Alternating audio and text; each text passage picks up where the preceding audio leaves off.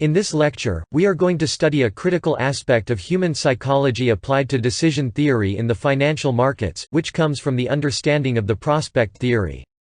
The prospect theory is so important that it won a Nobel Prize in economics, and it was discovered by a psychologist, which is the man you see in this picture who happens to be a leading authority in behavioral economics. There are two modes of reaction a trader can have when facing a decision in the market, roughly speaking.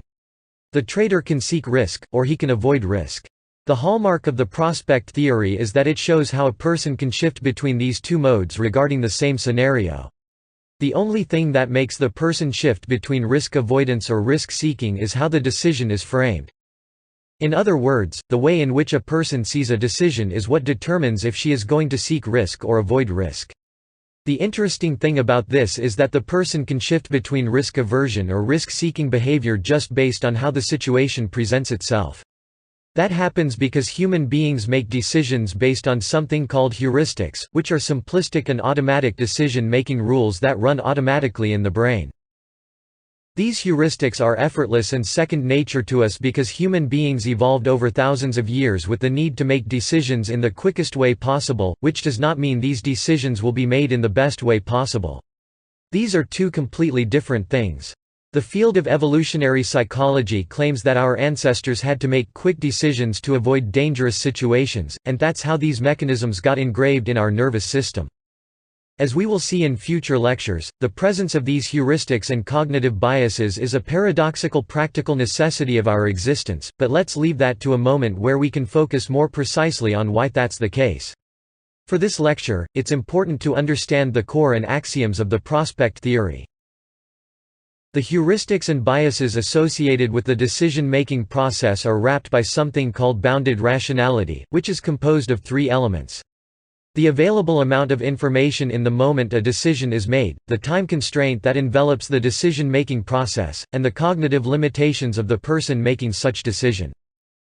In trading, all three elements of the bounded rationality are attacked in unfortunate angles. For example, the amount of information a person has to make decisions in the market is indeed limited. That's the problem that high-quality technical analysis attempts to solve, and it is already a big challenge by itself. The time constraint of the decision-making process is also a problem in the markets because traders are always running against the clock, which is a reliable way of augmenting the effect of negative cognitive biases and the overall anxiety level of a trader.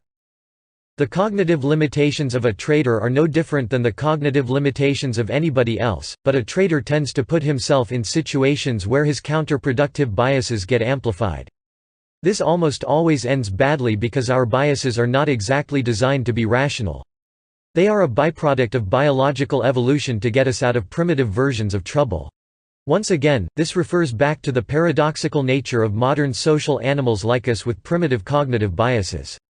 To truly understand what the prospect theory means in practice, we can do a few different exercises to show how we can seek or avoid risk depending on how decision-making questions are framed. Consider the two following alternatives and choose the one you prefer. Number 1. 95% chance of winning $100,000. Number 2. 100% chance of winning $94,499. Let your intuition guide you and pick one of the two alternatives. If you are like most people, you probably chose alternative number 2. However, mathematically, and statistically speaking, the alternative that makes the most sense is alternative number 1. Before showing you what that means, let me explain what this example means under the light of the prospect theory. The fact that we generally feel better choosing alternative number 2 shows us how we tend to avoid risk depending on how the question is framed. Most people pick alternative number 2 because of the fear of disappointment. However, statistically speaking, the correct alternative is alternative number 1 because 95% of 100,000 produces $95,000 over a series of equal decisions while 100% of 94,499 produces $94,499, which is less money. The key here is not to pay attention to what the numbers feel like gauged by our intuitions, but to use mathematics and statistics to discover what the decisions really look like over time. Most people choose the alternative that does not make sense under the light of mathematics and statistics because these things are not part of our intuition. Let's look at a different question to see other types of reactions people might have about this framing problem. Consider the two following alternatives. Number 1. 5% chance of losing $100,000. Number 2. 100% chance of losing $5,100. Once again, this is a question framed to spark risk aversion or risk avoidance. Most people tend to choose alternative number 2 simply because our intuitions guide us to the impression that it is better to leave with a certain small loss than to have the possibility of losing a larger amount. As correct as this might sound, it is mathematically and statistically incorrect. If we analyze these alternatives over a series of equal decisions, we will see that 5% of losing $100,000 makes you lose $5,000 over time, while 100% chance of losing $5,100 guarantees that you will lose $5,100, which is a bigger amount to lose, and therefore an undesirable outcome. After the first exercise, you already know that you should look at these problems using simple mathematics, so you probably picked the correct answer. However, it's amazing to notice how people choose alternative number 2 due to the fear of a large loss. These are the two classic examples of questions framed to provoke risk aversion in most people. Let's now look at two classic examples of questions that provoke risk-seeking behavior. Consider the two following alternatives. Number 1. 5% chance of winning $100,000. Number 2. 100% chance of winning $5,100. From the last two examples, you already know that you should look at this problem under the light of mathematics and statistics, and therefore, you should be able to see that the correct answer is alternative number 2. That's the case because over a series of equal decisions like this, 5% chance of winning $100,000 generates $5,000 while 100% chance of winning $5,100 generates $5,100, which is more money, and therefore, a more desirable outcome. However, as you might be expecting already, most people choose alternative number 1 in the hope of winning a large amount of money. In other words, by listening to their intuitions, most people end up seeking risk unnecessarily. Once again, most people choose the wrong alternative because they are thinking intuitively, not mathematically and statistically. Let's look at a final example that provokes risk-seeking behavior. Consider the two following alternatives. Number 1. 95% chance of losing $100,000. Number 2. 100% chance of losing $94,499. Most people choose alternative number 1 in the attempt to avoid a certain loss. However, we know that alternative number 2 makes us lose less money in a series of equal decisions like this. As you can notice by these 4 examples, the way decision-making questions are framed using different lenses of high or low probability, winning or losing scenarios, and high or low amounts of money deeply affect the way our heuristics lead us to make choices.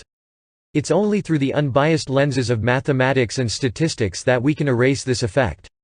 Another interesting thing that the prospect theory points out is the asymmetrical shape of the utility function. In simpler terms, imagine that we can attribute a psychological value for wins and losses. The asymmetrical shape of a utility function tells us that winning $100 feels 100 points in the imaginary scale of psychological comfort. However, losing $100 feels more than 100 negative points in the same scale. In other words, winning $100 is not symmetrical to the experience of losing $100. There is a lot to be said about the relation between the prospect theory and the idea of using optimal risk-reward ratios over time in trading. Many traders feel uncomfortable with the idea of using a good risk-reward ratio because their win rates are diminished. That happens simply because it's a lot easier for the market to hit a small stop than to hit a large profit target. This is where the concept of trade location comes into play to save the day and balance things out. Let's observe the prospect theory in two distinct risk configurations in the market. One is a very irresponsible scalping paradigm in which the trader aims for an extremely high win rate, so his stop-loss orders are large, and his take-profit orders are short. The other risk configuration is a more sophisticated one where the trader maintains the ratios between 1:3 and 1:5. This naturally produces a lower win rate, but it guarantees the trader stays in the game indefinitely, unlike the first configuration that is short-lived.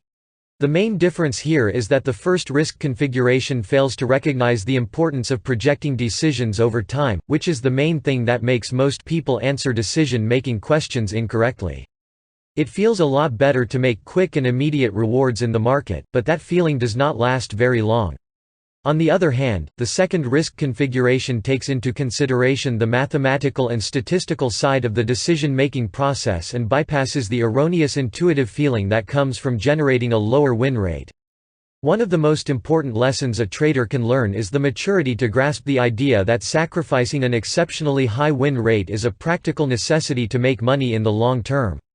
There is no way around the laws of mathematics and statistics. Now you know how your brain can trick you into making the wrong decisions based on what you feel instead of basing your decision-making device on what is universally accepted as reasonable according to mathematics and statistics. In the next lecture, we are going to explore something called the intelligence paradox.